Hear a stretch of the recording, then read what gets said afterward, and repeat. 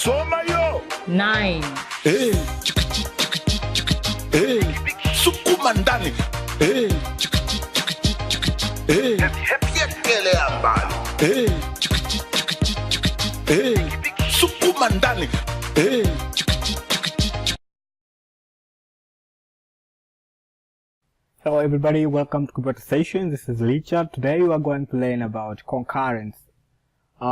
After concurrence, we learn the very best concept on mutual exclusion and synchronization. Okay, let me give you a short story on how concurrence came out. You know, in the previous, there were no interactivity during process execution. So by saying that, developers and programmers decided to find a means on how they can make the process to interact when they are executed, so that to increase efficiency and the execution time and the computation ability of the computer. So they decided to come out with the concept of concurrence. That means that they get something that will help to interact the process during the execution. You see that? So that's where the concept of concurrence come out. So what is the meaning of concurrence? Concurrence is the process of interacting the processes during the execution on the processor. So basically the concept of concurrence come out in order to solve the problem of execution of a single program in your processor. So that's a very brief introduction on concurrence. And concurrence can come out when there are some factors. And there are basically three factors that contribute or make the rise of concurrence. The first factor is multiple application. When we have multiple application on our system, it will cause the time sharing between the multiple applications. So if each application seek for the resources on the CPU, and it will enforce the CPU to have some schedule of sharing those resources. If they start to interact by sharing the resources, it will help for them to be executed concurrently. That's where the concurrence concept come out. And also the concept of concurrence arises when there are structured application. When I'm saying structured application, I mean the application designed for conducting interactive execution of two or more processes. And these are mostly designed, their functionality are, for those structured application, the functionality of those applications are basically extended so as to allow or to provide a room for concurrent execution. Okay, I think there's some, simply you can say that there are applications that have been designed for conducting, or for operating execution concurrently. That's all. And also the structure of operating system. That's the second. That's the third factor for the rise of concurrence. And concurrence occurs because of the operating system. It means that the OS itself is being designed, or the algorithm that is being used allows concurrence or concurrently execution of the process. That's very easy and simple about concurrence. And so those are the factors that can arise the concurrence. The first one is multiple application, structured application, the operating system structure. You have to got that in mind. And something very important also, you have to understand that what are the things that help computer to do the execution concurrently. Because yes, we have talked about concurrence, so how computer were able to do this concurrence, and if we have all the factors like when we have multiplication, when we have structure, and the OS structure, how? So the OS itself, the computer can just do it by by doing some of the activities that help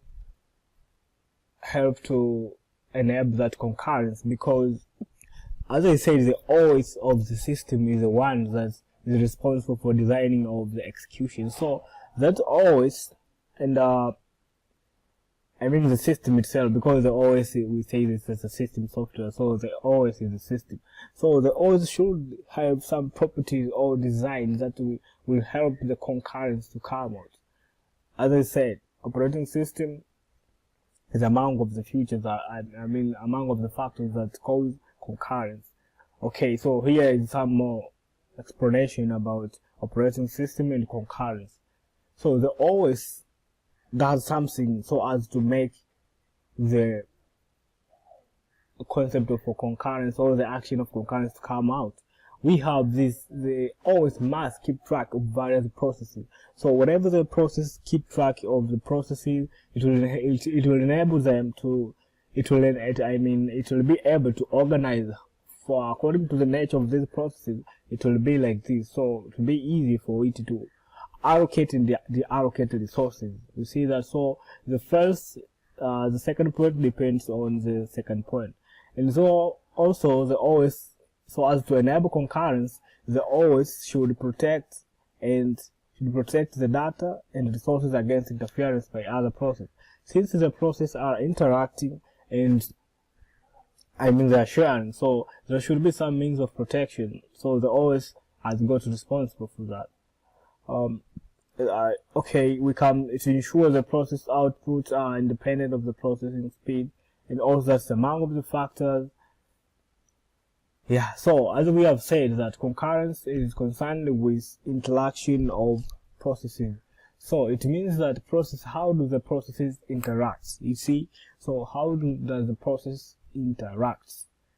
The processes are interacting on the basis of this one. So first, the process should, we have three categories of processes interaction.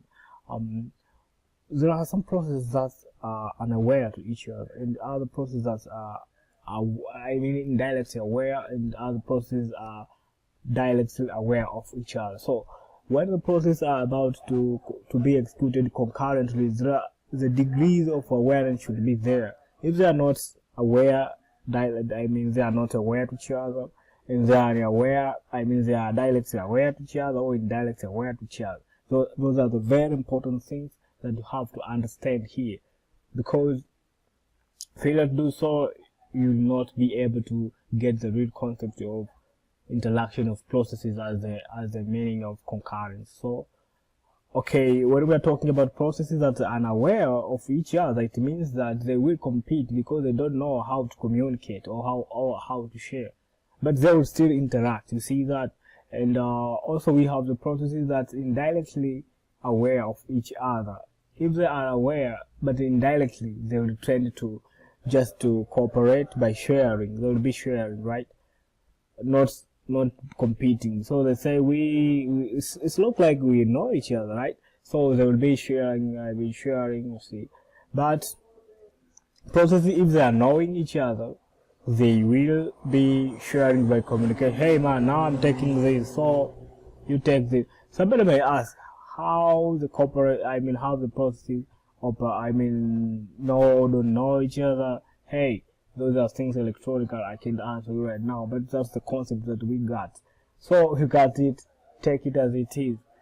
And other things that are very important, you have to know the problems that are causing during the processes interactions. There are several problems that are caused due to that, the whole process of interactivity of the processes in the execution. We have mutual exclusion, we have deadlock, we have starvation.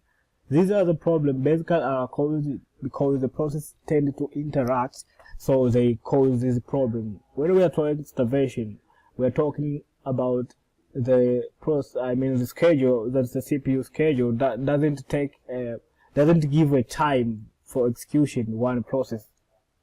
You see, it looks like the process is not there, so it stays without being executed for a long time, and mostly sometimes it can be executed. That's what we call idle. And also deadlock. if they are sharing some resources, some process may be waiting to get some resources that has been held by another resource, by another process. So it tends, they come into a chain that everybody is waiting for another to release the resource. So that's called the deadlock. I think these terms have been explained on some. There are some key terms I'll show you after this one. You'll know the meaning of this in detail. Mutual exclusion, because we share mutual, so we will be excluded. There will be some problem of excluding others. Other process in sharing resources. You see, so if we have 2 resources and we have 3 processes, some processes will be excluded on sharing. See, that's the problem. Okay. I have started to talk about the important terminologies before I show you.